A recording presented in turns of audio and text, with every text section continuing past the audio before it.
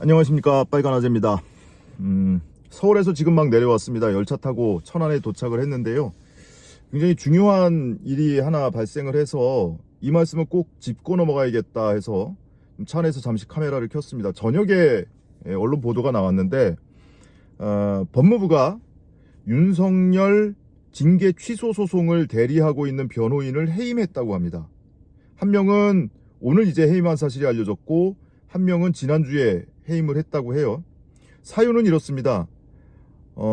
법무부 장관이 한동훈이 법무부 장관이 됐잖아요. 그러니까 법무부 장관이나 차관이 기존 법무부 입장과 상반될 수 있으니, 이 경우에 이 소송의 공정성을 담보하기 위해서 특별 대리인 제도를 검토해야 한다는 의견서를 재판부에 제출을 했대요.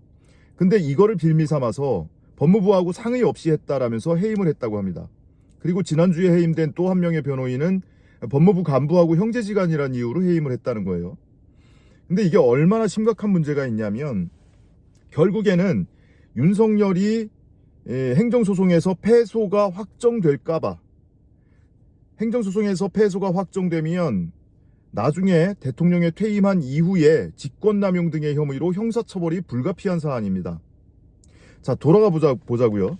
윤석열 대통령이 대통령 전의 일이니까 그냥 호칭을 생략하겠습니다. 윤석열이 징계를 받았었잖아요. 정직 2개월 징계를 받았었습니다. 근데 그 징계를 받은 사유가 본인의 최측근인 한동훈이 공모한 것으로 의심되는 채널A 사건, 검언 유착 사건의 수사를 방해하고 감찰을 방해했습니다. 대검 감찰부가 감찰을 하고 있는 것을 억지로 뺏어다가 대검 인권부에 던져주고 진상조사하라고 했고요. 그래서 감찰 방해를 했고, 그리고 이게 공정성이 이해충돌이 되니까 수사 지휘권을 대검 부장회의에 넘겼었습니다. 검찰총장 시절에 대검 부장회의에 넘겨놓고, 나중에 이거 안 될 것 같으니까 억지로 전문 수사자문단을 소집하라고 지시하고, 이러면서 수사를 방해했습니다. 그래서 징계를 받았고요. 징계 사유는 하나 더 있습니다. 판사 사찰 문건을 작성해서 배포하도록 만들었죠.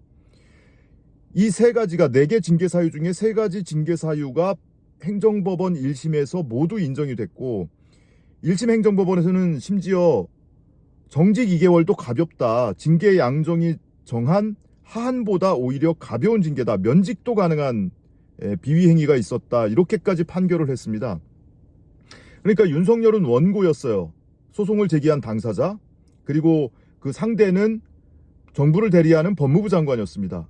그리고 법무부 장관이 변호인을 선임해서 그 소송을 대리하게 한 거죠. 이 변호인들이 결국에는 법무부를 대리해서 1심 승소를 이끈 겁니다. 윤석열하고 상반되는 상대편에서 법적 다툼을 벌였던 거예요. 이거 윤석열 측에서 패소하니까 항소해서 지금 항소법원에 가 있거든요.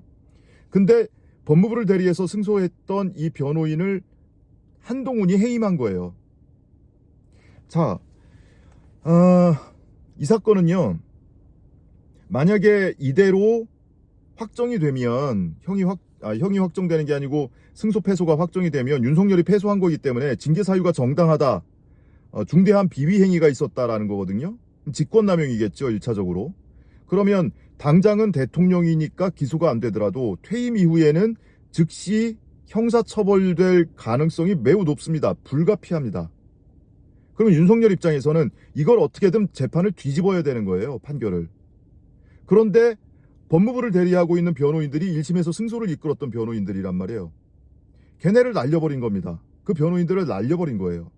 그걸 누가 날렸냐? 한동훈이. 윤석열이 징계받은 사유는 한마디로 축약하면 이거죠. 본인의 최측근인 한동훈에 대한 감찰과 수사를 방해하다가 비위 행위로 징계가 된 겁니다. 근데 바로 그 한동훈이 법무부 장관이 돼서 윤석열을 상대로 법적 다툼을 벌여야 되는데, 윤석열을 상대로 승소를 했던 변호인을 날려버린 겁니다. 이게 이런 문제가 생기는 거예요. 그래서 지난번에 한동훈 법무부 장관 후보자 인사청문회에서 최강욱 의원이 이 점을 지적했었어요. 그리고 저도 한밤중에 이 사안의 심각성을 방송을 통해서 여러분께 말씀을 드린 바가 있습니다. 겹겹이 이해충돌이다. 한동훈이 법무부 장관이 되면 본인을 임명한 윤석열을 상대로 징계 처분이 정당했다고 소송을 해야 하는 상황인 겁니다. 소송을 수행해야 하는 상황인 거예요. 그래서 그때 이거 매우 심각한 이해충돌 사안이다라고 말씀을 드렸었는데 실제 우려했던 일이 벌어지고 있는 겁니다. 이게 윤석열 입장에서는 굉장히 중요한 일이거든요. 본인의 형사처벌을 피할 수 없는 상황을 만들 수도 있는 변호인들이에요. 그러다 보니까 윤석열이 임명한 한동훈이 그 변호인들을 날려버린 사건이다.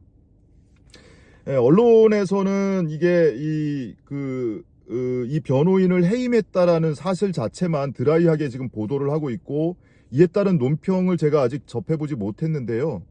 이게 매우 심각한 사안입니다. 경우에 따라서는 퇴임 이후에 형사처벌을 받는 것은 물론이고 그 이전에 이런 비위행위가 쌓이면 그런 사유들로 인해서 탄핵의 사유가 배경이 될 수도 있는 사건입니다. 근데 한동훈이 이거를 갖다가 사건을 뒤집기 위한 정지 작업을 하고 있는 것이다. 이렇게 볼 수밖에 없는 거예요.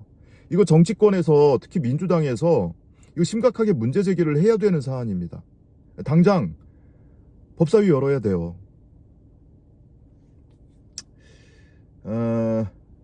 제가 오늘 밤늦게까지 서울에서 일정을 소화하고 내려왔는데, 이게 내려오는 열차 안에서 보니까 이런 기사가 나와 있는 거예요. 이 변호인들을 해임했다고.